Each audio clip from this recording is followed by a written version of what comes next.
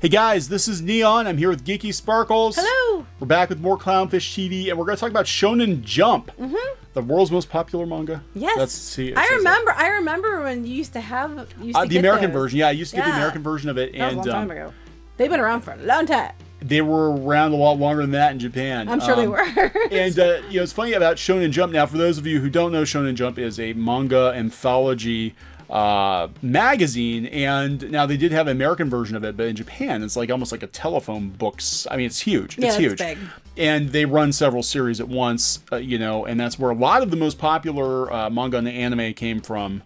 Premiered in Shonen Jump, and just the circulation is ridiculous. I'm not sure what the numbers are now, but I mean it's in the millions, as I understand it. Yeah, basically it was almost like a variety show of stories, kind of like to kind of give you an idea. So you had might have several stories in a book. So that's like where One Piece came from, and a bunch of other ones. Naruto. Yeah, they came from this. It'd be like having a whole bunch of Marvel titles shoved into one thick book and having that come out, once a week, once a month. But they're doing that with the DC Comics 100-page giants. Yeah, that's what I was thinking of. Sort of that mindset. But kind of like that, yeah. Shonen Jump is hugely popular, and now they've got Viz just announced they're doing a digital version. This is cool. Okay, which I think is really cool. They're going to have over 10,000 manga chapters. They're going to have, you can read every chapter of One Piece, My Hero Academia, Boruto, which is Naruto. Yeah. Dragon Ball Super, and many more for $1.99 a month. Right. $1.99 a month. There's a list down below if you go it's scrolling through a bunch of the ones they have on this. there. So and the cool thing is they're going to release these, I believe, the same time they're releasing them in Japan. So sort of like Drama Fever, RIP, was, or Crunchyroll, how they do it, But this is really interesting. The reason this is interesting is because they're making people pay for digital comics, digital manga, but I think this is a good thing because illegal scans have hurt comics and manga tremendously. Like, illegal scans, they really helped kill off the manga boom in the mid 2000s. We talked to some people from Tokyo Pop. They blamed a lot of it on all of the illegal scans. This is way overdue. I think this is way and this overdue. is a great way. I mean, it's smart. For $2 a month, they're gonna get, and these are this is so you can read a lot of the old stuff too that they're not really even using anymore. It's just sitting there. So you give people pay $2 a month, and that's $2. People will do that. I mean, heck, copies are more expensive than that. $2 a month, and then you can read all you want. So a couple of news outlets are talking about it. It is big news. It actually is very big news. Comicbook.com, Weekly Shonen Jump, adding simulpubs. Yeah, that's why it's exciting. Go ahead. Viz Media will soon be making major changes to Weekly Shonen Jump in the United States, and soon there will be a much easier way to digitally and legally read manga online. Good. Now, this is pretty cool. This is from the editor-in-chief of Shonen Jump. We can read his statement. I'm not going to read all of his statement, but they're really excited. The latest 3 chapters of our Simul series will be free, and paid members will be able to unlock the Shonen Jump digital vault with access to the back catalog of nearly all Shonen Jump chapters that have been released in English. While that's the gist of what we're doing, here's some more specific changes. We're adding more Simul series. Yes, the current set of Jump Starts will be added in ongoing series. They have a bunch of titles. We're going to be doing more Simul than before. And I think the reason they're doing this, obviously, is to cut down on all the illegal scans. Because what happens is, people get a hold of the Japanese copy. They do fan translations. Some of them are actually very good. Yes, I will admit, some of the fan translations are very good, but when it's already been out illegally in the U.S. for a year or two, it makes, it's hard to sell it. Right, it is. When they actually license it out. So, well, they said after initial week of launch, we'll typically release the latest Weekly Shonen Jump chapters at noon Pacific time on Sundays. That's 22 hours earlier than our current release, and chapters from non-Weekly Shonen Jump series will shift from Mondays to coincide with the days they are officially released in Japan. So they're going to have a schedule next week, 337 for the complete schedule, what's coming next week. But they're trying to do it so it's closer to the release in Japan, probably to stop you said these people doing these fan things. And for $2, like I said, I mean, you can't, Starbucks coffee's more than that. Oh, yeah. So for $2, you can get to read all you want. Yeah, this is a really good deal. And again, I think for them, it benefits. And the whole purpose of this, really, if you go out, you go out to the actual service, and I did start the free trial. Yep. And you go out, and they do have, like, we just picked Ruby. People have opinions about Ruby, but we picked Ruby. Just clicked on it. You just clicked on it to see what was going on. See what was going on. And, here we've got the first 2 chapters are free, but then here they have bestseller, because if you go to, volume 3, you can buy the book. I think this is really important, because this is one thing that I think webcomics especially, webcomics are missing, is they don't really, a lot of times they don't lead people to the paid version. Obviously, illegal scan sites aren't going to lead people to the paid version, but they basically give you a tease of it. A lot of people still want the physical. They still want the physical book. They might read it online digitally, but it is kind of a pain. Right. Sometimes, yeah. Sometimes. Or sometimes they just want to support the creators and buy the books that so they did, or they can get it signed or something like that. There's all kinds of stuff on here. You can see. Boys Over Flowers season 2, yay! Yay! Okay, so let's just go Boys Over Flowers, since that's one of Geeky's favorites. Season 2? Yeah, so the sequel. I didn't even know they had this. Yeah, I told you about that. Oh yeah, I did. Don't I have like one of the issues or something? I don't know. I think I had the teaser. They had like a prologue or something. I think I had that. Comixology, I think. That's right, you did. I have to go read this. I don't have time to go read this. I love Boys Over Flowers. They're giving the chapters away, but then like here, you can look, one click, you can go buy the book. You want the book. So that's what the end game for all of this is to get people to buy the book. Right. But if you, eventually they'll be free, I'm thinking, anyway. Or there's a lot of ones on here that are, all free. So, people are going to be like, well, wait, it's $2, but they have to still buy stuff. I think it depends on what what you're reading. Well, I think the reason they're charging what they're charging too is because it's better. $2 is a very small amount of money.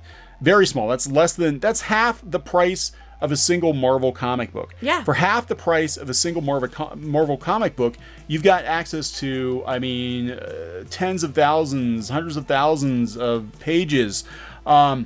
This is the way comics really need to be in 2018, I think, because this is why webcomics do so well, because it's easy access. They're free or low cost. Right. And American comic books are just, they're overpriced. They are overpriced. There are always going to be people that want the physical copies, the physical books.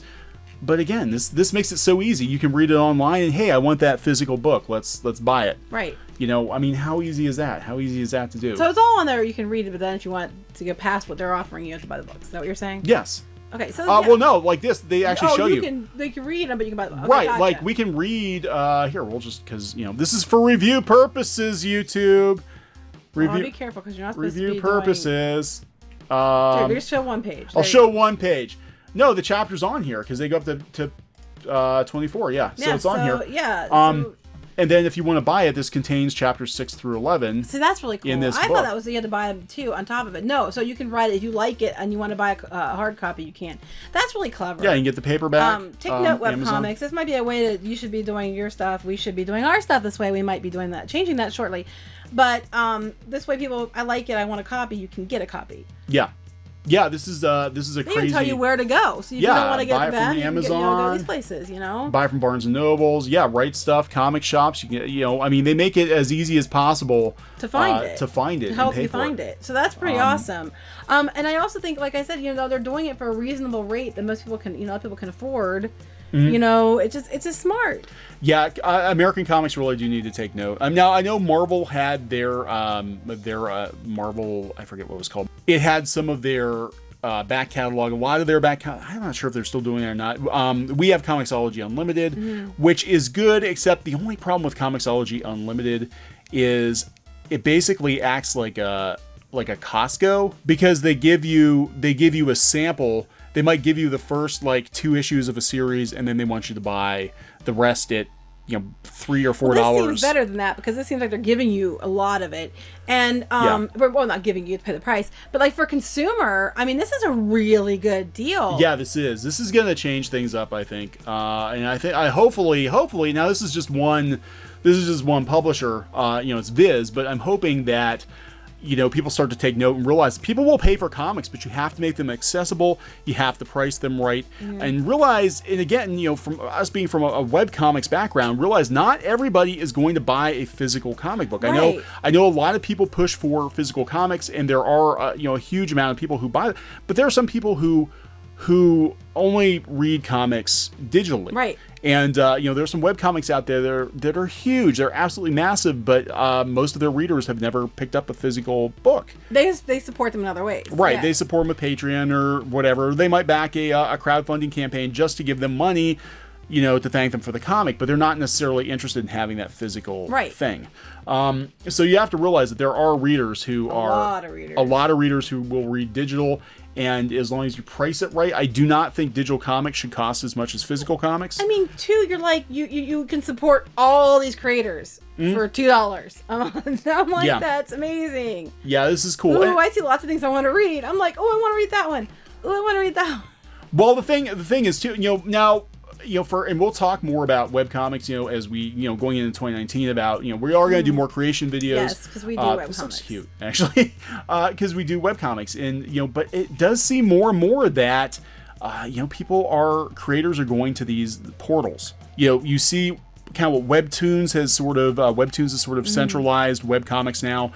We see, things like this where I think more and more publishers will probably start to have this kind of an option. And I think what's going to happen is, it's going to be harder to run your own independent comic site. And get your stuff out there, Yeah. No, I think stuff like this is great. This is really cool. I'm excited about this. So this is actually gonna put a little bit of a dent into mainstream comics, American comics more. Not that because sometimes these readers don't cross over, but sometimes they do, and it's gonna be really hard to make a case for a $4 20-page superhero comic when for $2 a month you can read all this. Marvel and DC are really going to have to think about how they, how they peddle their wares. I'm very, very excited about this. Yeah, I can't tell you. Cool. I'm just like, look at this, like, oh my god! Now I gotta find time to read them all. But look at all this; it's so beautiful. I'm gonna have to look and see if they have. I gotta see if they have an app. I don't know if they have an app because it'd be easier for me to read it on an iPad. I think. I'm so excited about this. I'm just like, whoa! There's some of these things I didn't even know were out there, and I was like, oh my god, I want to read that one. I want to read that one. This is cool. This is really cool. So check it out. Viz.com/Shonen Jump.